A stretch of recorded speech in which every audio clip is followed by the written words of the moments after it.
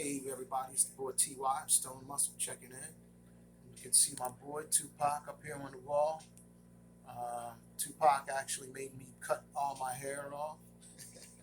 I don't want to say he made me cut all my hair off, but it just made me realize that, you know what I mean, if your hair is going to be growing in patches, you know what I mean, get it on off of there, take it on off of there, and deal with the the look and the funniness of it for the time being, and just it is what it is, you know. So yeah, I cut it all off, and probably about a week or two ago, and it feels good. It feels good, and I know it's going to feel good when I'm going out there this summer, and sweating my behind off, walking my miles and doing my exercises. So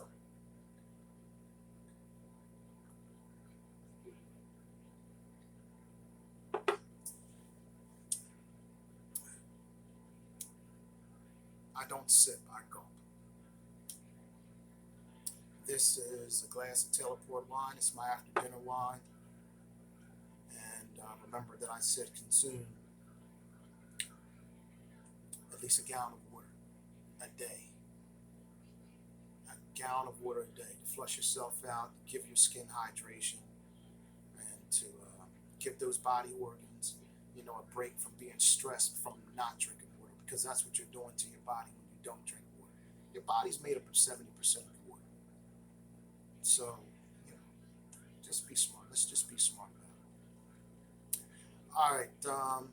This video right here is going to be about um, my prison experience for a third time. Um, when I went back a third time, of course, it was for the same old thing.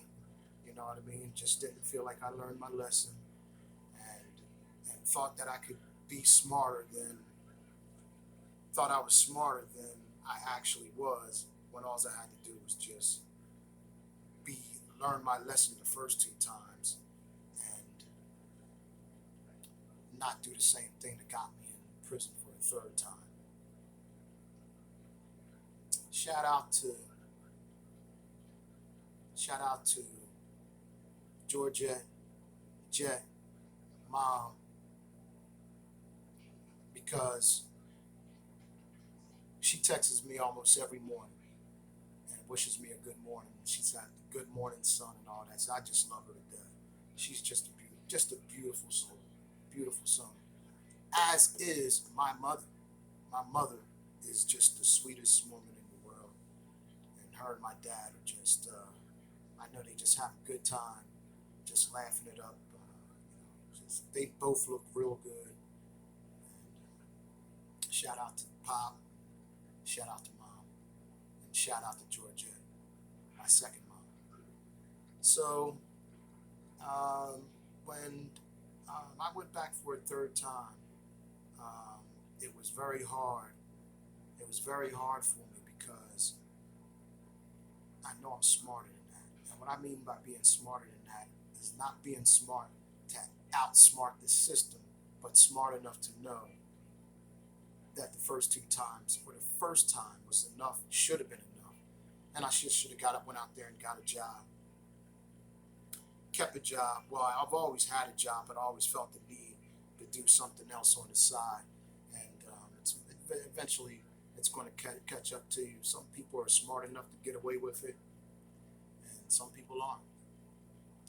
It's just the luck of the draw, probably, more times than likely. And I want to say that there is a gentleman that I know who is going to be doing some time. And I just pretty much had a 3 minute talk with him, and said that, when you go inside, when you're doing this time, to mind your own business. Um, don't try to fit in with the with the crowd, especially if you don't know you don't know what you're getting yourself into, first of all, because sometimes they could be planning something or plotting something against you, like getting your commissary. Your commissary is your shopping, like when you go for soap and toilet paper, toiletries, and stuff like that, potato chips, tuna fish, your little snacks on the side. And if you're not from around that neighborhood, you didn't grow up with them, sometimes it could be kind of hard. Sometimes it can be uncomfortable because most of the times those guys know each other. They grew up with each other, and I've been through the system one or two or three times just like I have. So they're kind of used to it. But this brother, this young man I wanted to talk to, I just told him to pretty much just, mind your own business. Don't jump in on other people's conversations. Speak when spoken to, and and you know, do all the programs that they're telling you to do. You know what I mean? Because when you go in, you're going to have to do a program. Life skills, AA meetings, NA meetings, um, anger management classes, and stuff like that. So the Pennsylvania prison system pretty much has it to where as though they're actually trying to put you on or get you better before you come home. Yes, most of the time, these classes, they're being paid for these classes. The prison's being paid to give you these classes, but just don't mind any of that. That has nothing to do with you. The thing that you should be concerned about is getting those classes, learning from them, and taking those skills on the streets when you come home. In your job, in your family life, taking care of your mother, your daughter, your son, your father, your grandfather. So, um, most of the time, you're going to have a job to do. Not everybody, almost everyone in there has a job, just doing something, working in the kitchen, working in the law library. I just happen to work in the law library because my they give you an assessment test. They give you an assessment test when you go into prison when you first come through. I guess it's in the first 2 3 weeks or something like that. They'll call you down to the law library, or they'll call you down to the education center, and they'll have you take a test to see where your IQ is, and if you need any GED classes and pre-GED classes and all that stuff. I've already had my diploma way, way, way before. I think at 17 years old I got mine or something like that. And my score was pretty high. My assessment test was pretty high, and that's why they recommended that I work in the library. The library is probably made up of maybe about 6, 7, or eight guys. That fluctuate. You might be there all day. I don't know, but they fluctuate times and stuff like that. And pretty much what I'm saying is make use of the time.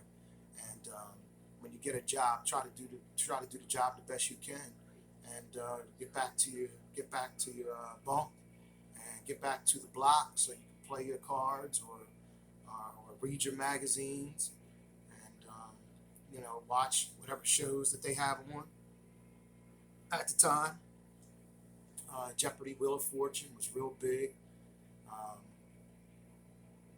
ESPN, stuff like that. You know what I mean? So just try to abide your time and try not to think too much about what's going on outside, because if you start thinking about what's going on outside, it could really get you down. So what I mean, when you go inside, when you go to prison, you go to jail, penitentiary, try to leave the outside just where it is. You'll get back out to there, soon. For some of you, it might be a little longer. For some of you, it might be a little bit shorter. Um, but just try to make the best of that time in there, so that it can go by. It'll go by real fast if you just wake up and you start going to work. You go and do your calisthenics and stuff like that. I don't think the prisons have any. I don't think they have any weights anymore. I don't know why they would take something like that away, because it was actually a good stress reliever. But I guess they felt some, I don't know, I guess I don't want to say they felt threatened because of, how big and how strong some of the guys used to get in there, just from lifting years on end. But they took them away for a reason. I think it's a very, very dumb reason, very stupid reason, because like I said, it was a good stress reliever, and got your minds off of things. But by the time you got back to your bunk, to your cell, you know what I mean, you didn't want to do anything but shower, read your magazine, read your novels. I was a big Sidney Sheldon guy, and Jackie Collins and stuff like that. That's how I bide my time when I was in there. So to everybody out there that might be watching this, before you do time, hopefully you don't go down that path to where you have to do time. Most of my videos are I'm trying to gear towards prevention, but this young man just struck me, you know what I mean, because he just seemed like he was kind of worried and concerned about, doing time, hardened time in penitentiary, and I just pretty much just tried to tell him that, it's not as bad as you think it is. It's only as bad as you make it. So this is your boy TY checking out. I'm going to be making some more videos tonight. I'll probably make about 2 more, 3 more, and that's it. This is TY checking out. Everybody have a good night.